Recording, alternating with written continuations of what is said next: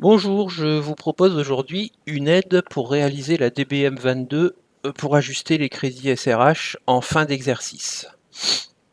Donc nous allons travailler sur un document Excel qui s'appelle l'exécution du budget. Donc je vous rappelle, dans Opal, pour obtenir ce document, vous allez dans Budget Restitution, Exécution du budget. Ici, vous pouvez mettre le niveau à 2.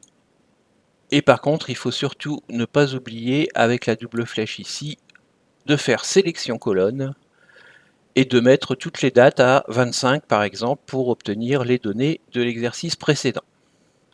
Ensuite, vous cliquez sur la flèche noire et vous obtiendrez ce fichier Excel prêt à utiliser comme il figure ici sur le côté gauche de mon écran.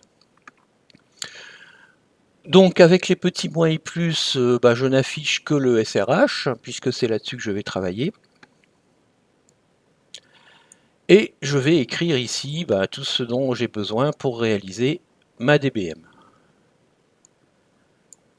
Donc, au niveau des recettes du SRH, c'est assez simple puisque je vais me baser sur les recettes de la colonne disponible. Donc par exemple ici j'ai mes recettes commensaux, ici j'ai mes recettes d'interne et ici j'ai mes recettes d'élèves au badge. Donc au niveau de mes recettes, c'est assez simple puisque je vais prendre les disponibles qui figurent dans chaque ligne de recette. Donc j'ai mis ici à ouvrir recette. Donc j'ai juste recopié les valeurs qui étaient ici et je les ai mises dans cette colonne. Ces sommes, je vais les utiliser pour me fabriquer un mini crédit nourriture. Donc à l'aide de mon fichier habituel de calcul du crédit nourriture, eh bien, je vais reporter en recette toutes ces sommes. Donc vous voyez que j'ai reporté 69 000 pour les badges élèves, 400,62, un petit excédent pour les internes, et pour les commensaux, j'ai fait un petit excédent de 14 557,90. Grâce à ça, mon crédit nourriture va m'afficher combien représente de FARPI, de contributions pour les personnels de la région, combien représente le FCSH par rapport à ces nouvelles ressources. Combien représente mon crédit nourriture que je vais pouvoir ouvrir en supplément et combien représente les participations aux charges communes que vont m'apporter ces nouvelles recettes. Donc je reprends ces sommes et je les mets dans ma colonne à ouvrir dépenses.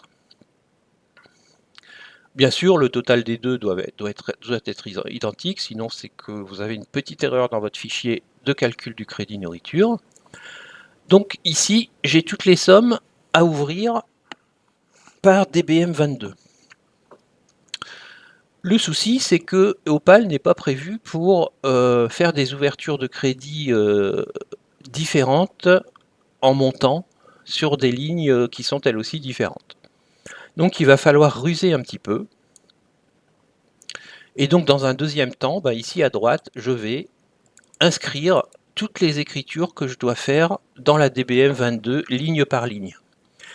Et là, c'est un petit peu du calcul mathématique, de l'ajustement, du casse-tête mathématique.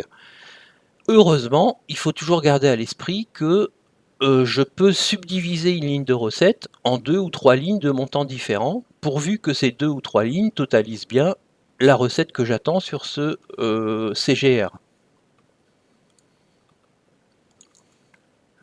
Donc ici, j'ai reporté mes recettes, mais vous voyez par exemple que pour mes élèves, eh bien j'ai dû subdiviser mes 69 234,69 en plusieurs lignes. 0 élève ici, 0 élève ici, 0 élève ici et 0 élève ici. Et en face, j'ai mis ce qu'il me fallait en dépenses pour chaque ligne de crédit de dépenses que je pouvais ouvrir en supplément. Donc il faut chercher un petit peu, il faut placer les lignes. Là j'ai refait dépenses recettes pour que ce soit plus simple. J'ai mis mes codes de gestion juste au-dessus de chaque ligne. Il faut garder à l'esprit aussi que lorsqu'on saisit des lignes d'ouverture de crédit dans Opal, eh bien, on peut mettre des domaines et des CGR et des codes d'activité différents en recettes et en dépenses, heureusement. Et donc, une fois que j'ai fait ça, ben, je refais quelques petits calculs pour être sûr que je ne me suis pas trompé. Par exemple, pour mes OR élèves, je vais recalculer que j'ai bien donc ça, plus ça, plus ça, plus ça, plus ça. Je revérifie bien que j'ai mes 69 234,69 au total qu'il me faut bien ouvrir pour le code de gestion 0R élève. Par exemple, pour le Farpi, c'est pareil. Là, j'ai dû ouvrir mon Farpi en dépenses sur plusieurs lignes. Donc, je vais recalculer que tous mes Farpis font bien les...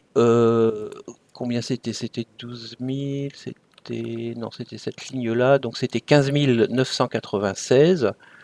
Donc, je refais un petit calcul pour vérifier que tous mes Farpis font ce montant. Donc, ça, plus ça, plus ça, plus ça, j'ai bien mes 15 996,71. Donc cette étape-là, elle demande un petit peu de recherche, hein, d'expérimentation, de test. Mais rappelez-vous toujours que les sommes peuvent être subdivisées, que ce soit en dépenses ou en recettes, en 2, 3, voire 4 lignes si vous en avez besoin. Bon, ici, je me suis aperçu aussi à la fin que j'avais, par exemple, 2 ex-farpi 0 élève et 2 ex-farpi 0 élève ici, donc j'aurais pu additionner les deux. Mais en tout cas, ça ne va pas gêner la saisie pour la DBM. Opal n'y fera absolument pas attention.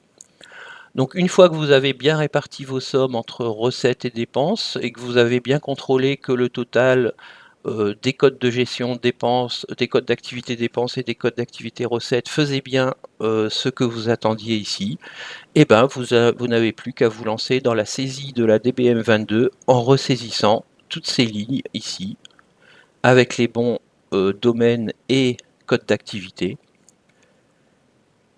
Alors ici, j'avais aussi revérifié que le total faisait bien en recettes et en dépenses les sommes que j'avais trouvées ici au départ, hein, pour être sûr de ne pas me tromper. Et à ce moment-là, bah, vous pouvez vous lancer sans problème dans la saisie de la DBM 22 en vous aidant de ce petit truc dans Excel. Bon courage à tous et à toutes.